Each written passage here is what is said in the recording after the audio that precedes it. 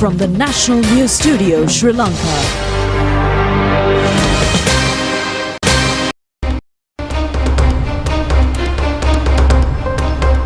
Bringing you the news from Sri Lanka and across your world, it's a national news broadcast on Sri Lanka Rupavahini Corporation. I'm Siobhan Pereira. A very good evening indeed. I'm Sharifah Tahir. Let's take a look at the headlines. Tharushi and Aruna brings pride to Sri Lanka with 2 goals. President reiterates that Buddhism should be given prominence according to the Constitution. Nalanda cricket skipper Sajita excels in advanced level exams too. Bus and 3-wheeler unions refuse to reduce fares despite reductions in fuel prices. NPP says they are ready for any debate after Anura Sajith debate. Gold medals for national television as well as for Nana Mihira program. Balipanna exit of Southern Highway closes due to floods. Voting in Indian election concludes.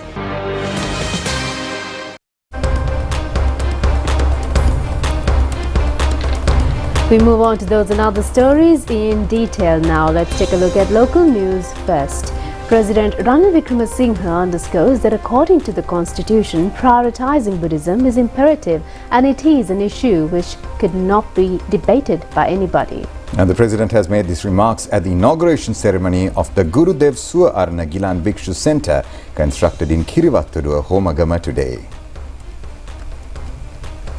The Gurudev Suarna Gilan Bhikshu Centre for the Well-being of Bhikkhus of Sri Lanka and overseas has been constructed under the patronage of the chief incumbent of the Sri Dhatumalo Viharaya, Kohuala Venerable Pitigala Sonuttara Nayaka Thero.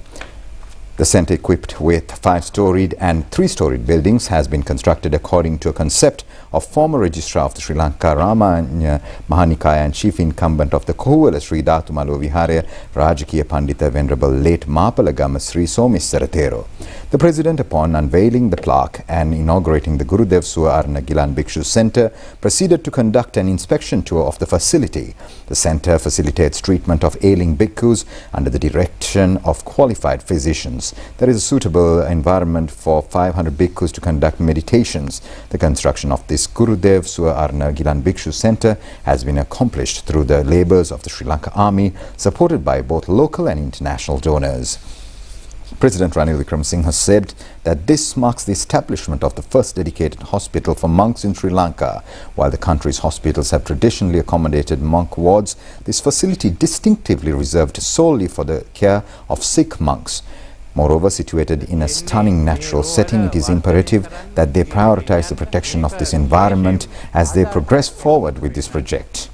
An argument was emerged advocating for the separation of government and Buddhism. However, considering the legal framework, every citizen in the country has the right to practice the religion of their choice or to hold no religious beliefs at all. Moreover, the Constitution mandates that any government should accord priority to Buddhism. This responsibility is not solely vested in the government, but also extends to the state as a whole. Therefore, the support of all 3 branches of the state, the executive led by the President, the Parliament led by the Speaker, and the judiciary led by the Chief Justice is essential to uphold this principle. Failure to provide this support goes against the Constitution. As members of Parliament, they have all taken an oath to uphold the Constitution, and it is incumbent upon them to adhere to its principles. Despite the conflicts experienced in the country, such as a request has never been raised or discussed. It is essential to recognize that 3 branches of government, the executive, the legislature and the judiciary, should prioritize the Buddhist doctrine within the nation. While debate may arise regarding the specifics of the implementation, the fundamental principle remains indisputable. As a government, it is imperative that they adhere to it. If there is a desire to amend this principle, it must be done through constitutional amendments. The Constitution of the country underscores 3 fundamental principles: people's sovereignty, prioritizing Buddhism, and maintaining territorial integrity. It is imperative that Sri Lanka uphold these principles as the basis for its actions. Any oppositions to these principles is deemed a violation of the Constitution. At present, the hospital is caring for numerous patients, and added that he has been entrusted with the responsibility of treating one particular patient. They are marking gradual progress in treating this critically ill individual, engaging in ongoing discussions to ensure the best possible outcome. Healing a patient is not an instantaneous process. It requires time and dedication. It is esteemed that it will take over another 3 to 4 years to fully treat this patient. However, they are grateful for the opportunity to undertake this important work.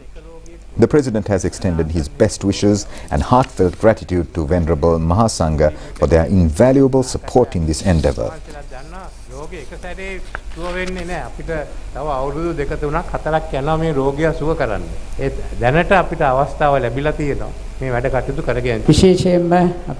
Chief incumbent of the Sri Dhatumaluwa Viharaya Kovala, Venerable Pitikala Sonuttara Nayaka Thera said that there was a time of profound difficulty in the country, characterized by long queues and numerous challenges. However, since assuming leadership, the President has guided the nation to a position that it is of today. This is an undeniable reality that all must acknowledge. It is his efforts that have afforded the opportunity to convene for this religious ceremony today. Mr. Bandula Gunawardena said that upon explaining the purpose of this initiative to the President, he instructed them to extend full support, recognizing it as a constitutional responsibility to nurture and preserve Buddhism in accordance with the constitution of the country. Throughout history, there exists a record of special hospitals being established in ancient times to cater to the needs of the Mahasangha Ratnaya. They devoted themselves to safeguarding and upholding the Buddha order in the country. Following independence, various governments have allocated separate wards for monks within both local and foreign hospitals, while 3 Ayurvedic hospitals and numerous local Western hospitals have accommodated monk wards. The recent history of the country has not witnessed the construction of a dedicated hospital for monks. Conferring of the honorary title of Someshwara Vansha Lankara Bhashana Kirti Sri Lokettara by Sri Lanka Ramangya Mahanikaya to Venerable Pitikala Sonuttara Thera in recognition of his services was also conducted. The Ceylon Petroleum Corporation has reduced the prices of several types of fuel. The Lanka Indian Oil Company and the Sinopec Company have also decided to reduce fuel prices in parallel to the decision of the CPC. The price of a litre of octane 92 petrol has been reduced by 13 rupees and the new price is 355 rupees. The price of a litre of white diesel has also been reduced by 16 rupees and the new price is 317 rupees.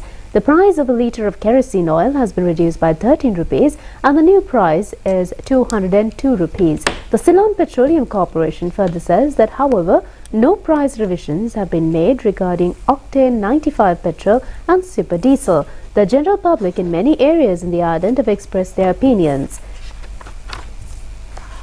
The president of the Lanka Private Bus Owners Association, Gamanu Vijay Ratna, said that in evaluating the percentage of bus fares, they have found out that there is no responsibility or no possibility of making concessions to the passengers. In more local news, Commissioner General of Examinations Amit Jayasundara says that a group of students who had faced many obstructions in the recent past, including the corona pandemic, sat for the last GCE A-level examination. Now he further says that the cut-off marks for university admission of qualified students are at a higher level. Commissioner General of Examinations Amit Jayasundara said that the overall percentage of examination candidates who have fulfilled the basic qualifications for university admission is 61.3%. He further said that 10,484 candidates have secured 3 A passes for all 3 major subjects at the examination. Professor Miyuru Chandradasa says attention will have to be focused on directing on a correct path of all students whose examination results are at a minimum level. Professor Miyuru Chandradasa said that those who are not successful at the exams should not be discouraged. Parents of those students must console them and give them mental strength during this difficult period. Members of society must not discriminate these students who are not successful at the exam. Doctor said that those students must uplift their courage and get ready for their next exam coming in 5 months' time.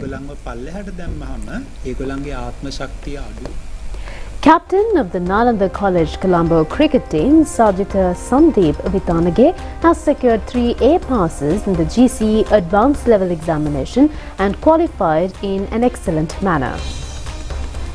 He has sat for the advanced level examination from the bioscience stream. A unique feature has been that he faced the exams while being engaged in the inter-school one-day cricket tournament. Another interesting fact was that he was able to show excellent skills in the Anand and Alanda big match cricket by scoring a century. In the meantime, Sri Lankan athletes earn golds at the Taiwan Athletics Open 2024, bringing honour to the motherland. Sprinters Tarushi and Aruna became stars at the meet with their remarkable victories.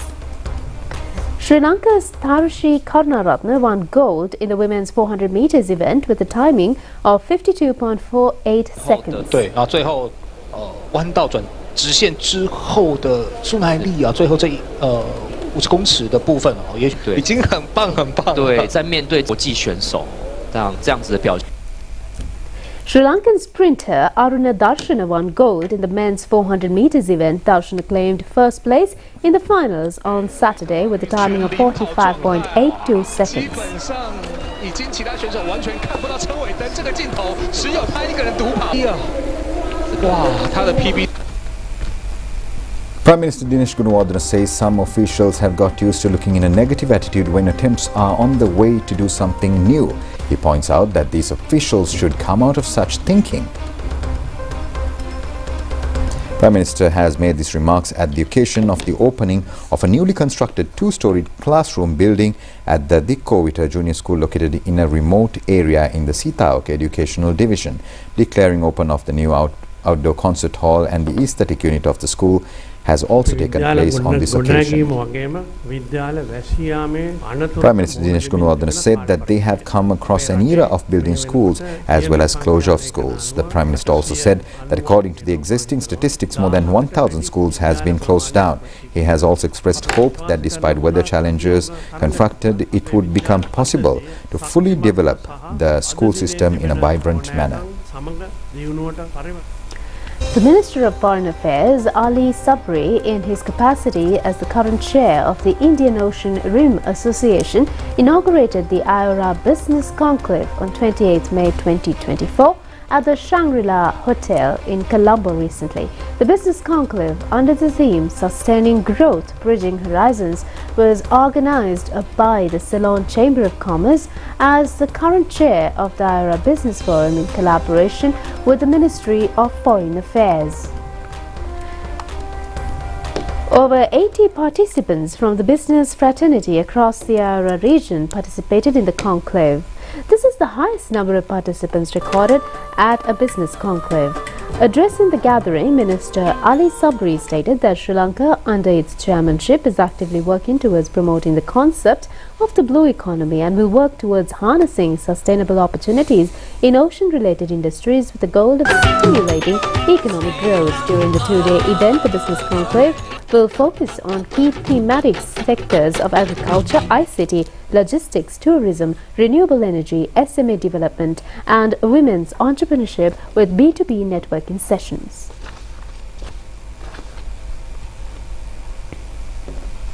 They signed an As the chair of the IORA, I must congratulate Ceylon Chamber of Commerce together with the Ministry of Foreign Affairs for putting up such a wonderful show and getting some good participation for the Indian Ocean Rim Association Business Conclave of 2024 under the theme Sustaining Growth, Bridging Horizons.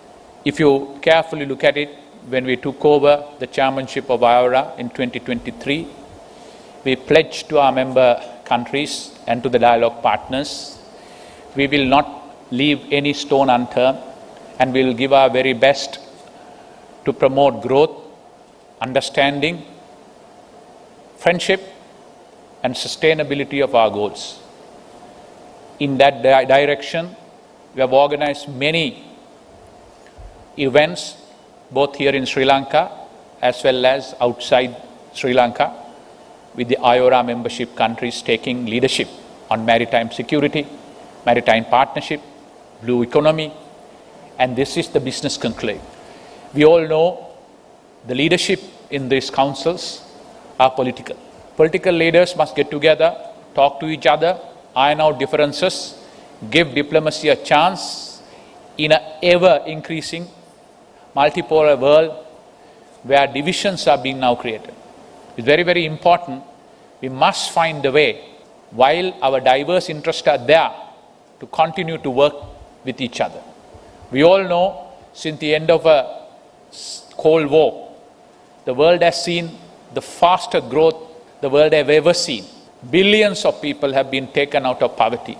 That was all possible because there was no conflict of major nature. But the very existence of that peace and sustainability is threatened by today, with various conflict taking part in various parts of the world, continuous division which is taking part in various parts of the world, and unfortunately, different standards being applied in various parts of the world.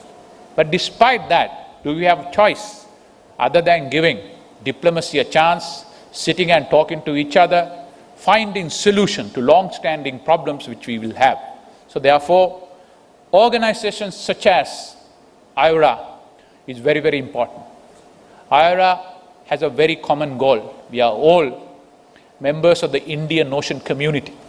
Indian Ocean had become more important than ever. It has become a very important theater in terms of maritime activities, trade, security, and sustainability of the world trade growth itself.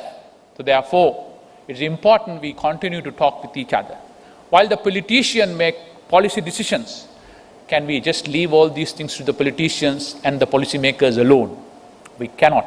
That is why it is important we, different communities in our countries, get together and look at the ways and means to connect people, to build bridges, and then create that supply chain which is interdependable. People are continue to talk about decoupling, de-risking, all are good, but end of the day, the world, through the globalization, had gone too far, which cannot be reversed. It is interdependent. So therefore, it is very, very important we do understand that and continue to work with each other so we create a better world for everyone.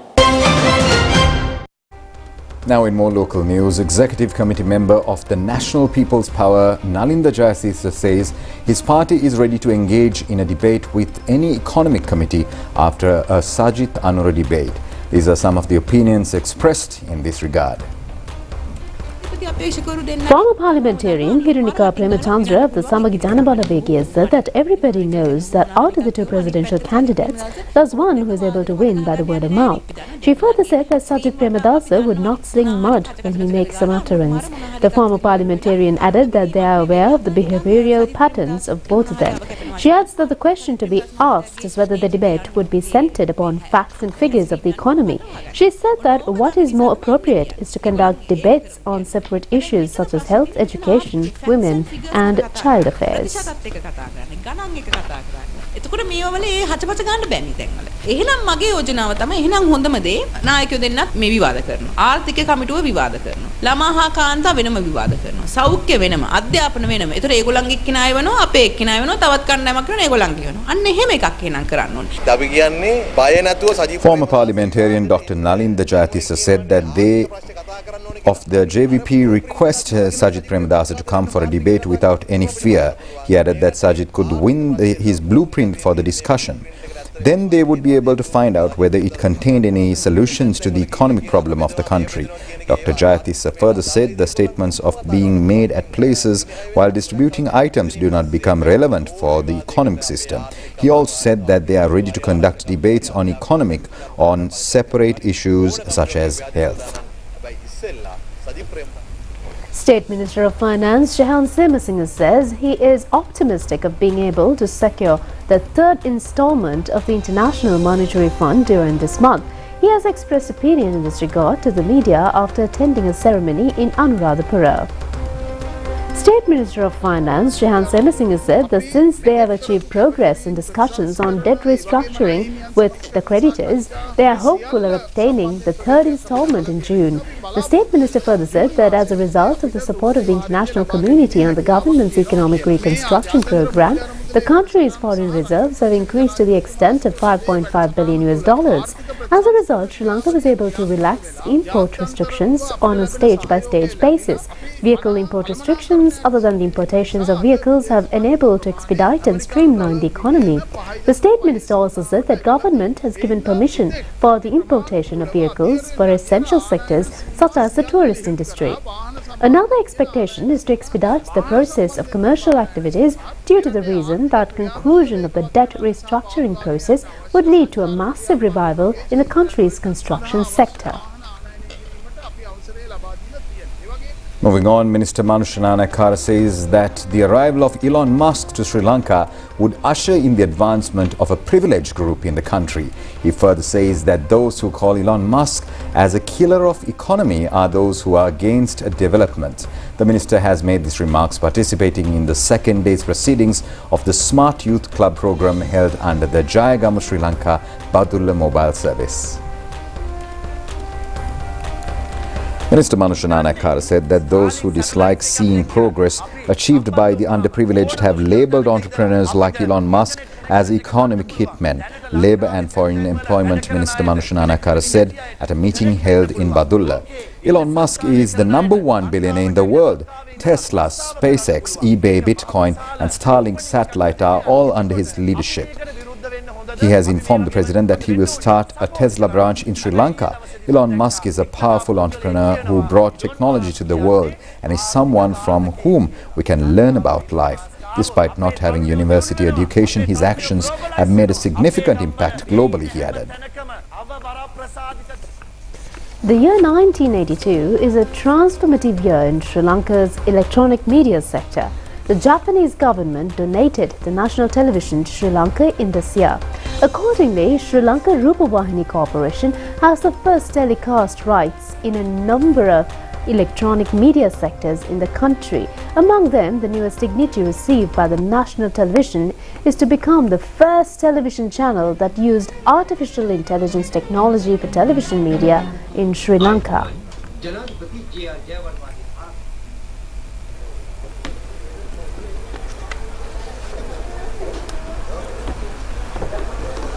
The pioneer newscasters of the Sri Lanka Rupavahini Corporation, Rosman Senaratne and Ashoka Vanamali, yesterday presented the main news last night through artificial intelligence technology.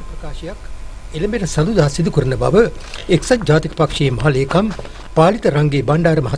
really happy about this trailblazing venture because Rupavahini always was a trailblazer, always set standards, always was first. And here again, after a long period of time, you have demonstrated that you are not short of ideas to come up with the latest technology. First time you have used it in Sri Lanka to produce a news bulletin. I'm sure this will augur well for Rupavahini. I'm sure this is a very positive turn in your news and people will watch your news. As long as the content remains very good, your viewership will improve. And you'll be able to showcase to the world what Rupavahini is truly capable of. His Excellency the President has many times mentioned about the relevance of artificial intelligence and about what he plans to do in using this technology mainly for education and other allied areas. And he has set aside ₹1 billion from the decentralized budget to promote artificial intelligence. So the government backing is there. It is now left for institutions like Rupavahini to take on that mantle and make use of those resources that are available and make AI used as a good tool in different areas. And news is one important area, and I'm glad that you have done that. The Colombo Gem Institute says that the application of AI technology in the gem industry would yield a higher outcome. This opinion has been expressed at a seminar held in Colombo to determine the nature of gemstones. There is a high demand worldwide for Sri Lankan gems. The gem industry is entrusted with a significant responsibility in the progress and the process of strengthening the national economy. However, the island nation is confronted with numerous problems in carrying forward the local gem trading to the international market. Some of the impediments observed in this connection include the nature of gemstones, the impact caused upon the duration and change in colors. The license system in connection with the presentation of Sri Lankan gems into the international market is of complex nature. Yet the Colombo Gem Institute states the current difficulties could be resolved through AI alpha technology.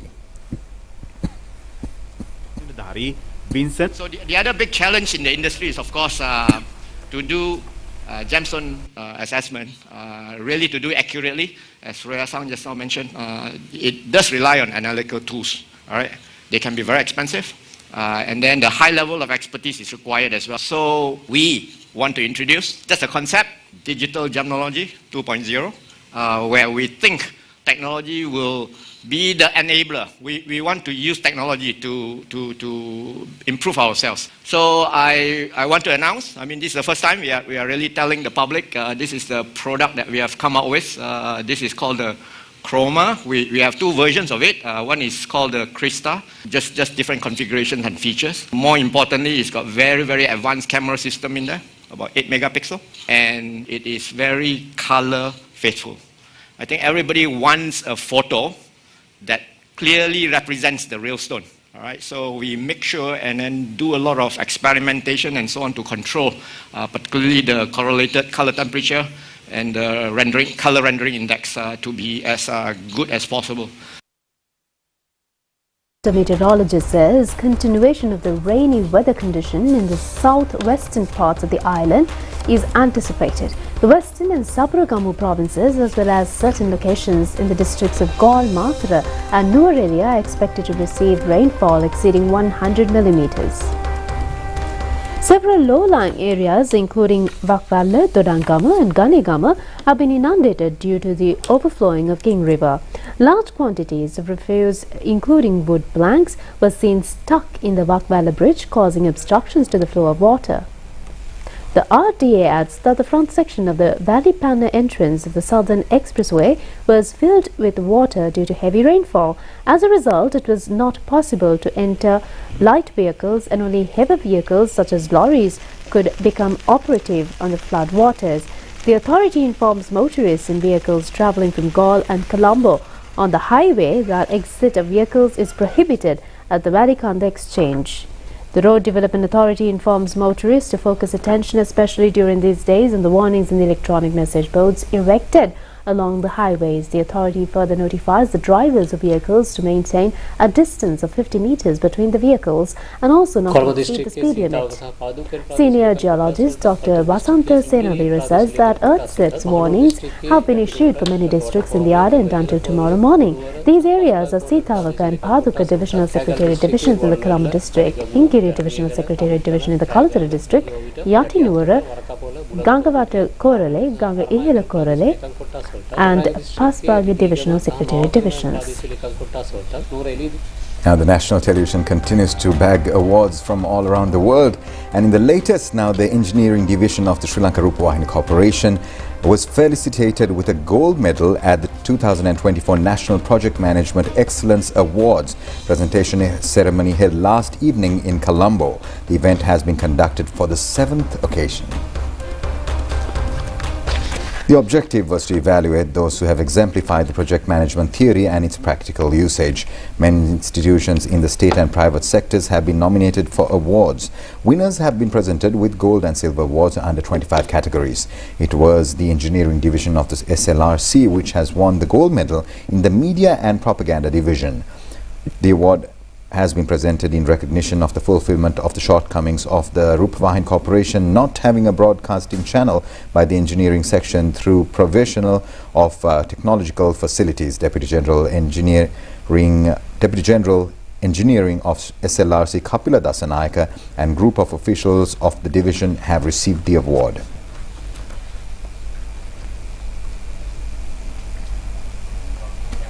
Meanwhile, Punchi Appe Nanamihira program of the national television has also won a gold medal at the Asia Miracle Awards Festival. The program was selected through an island-wide survey. The Nana Mihira program was appreciated for fulfilling its national responsibility for the advancement of education of the children of the nation. The award was received by senior producer Devika Kumarasinghe.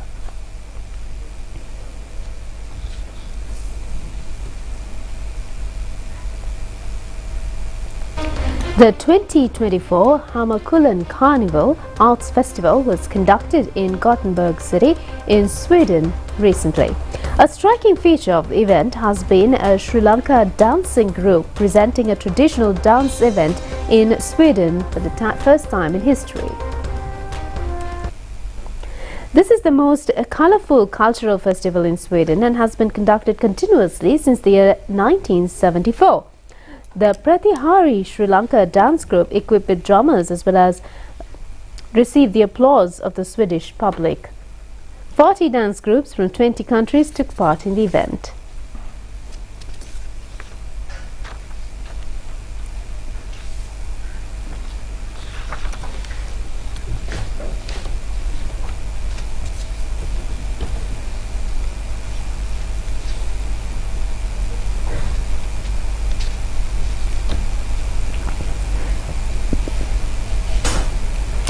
Well, that's it on local stories. We'll be back with news overseas. Stay tuned.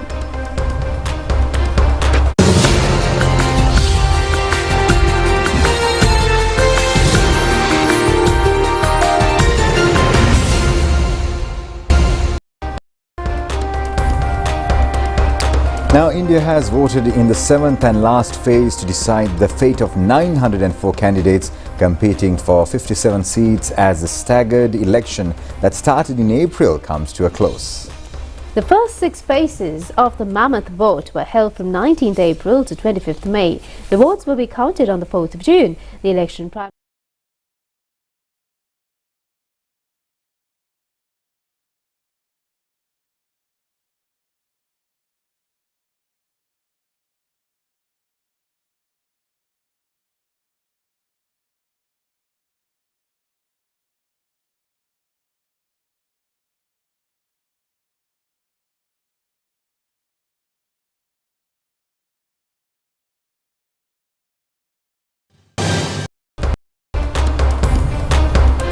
We move on to sports news now. T20 World Cup cricket tournament will get underway tomorrow.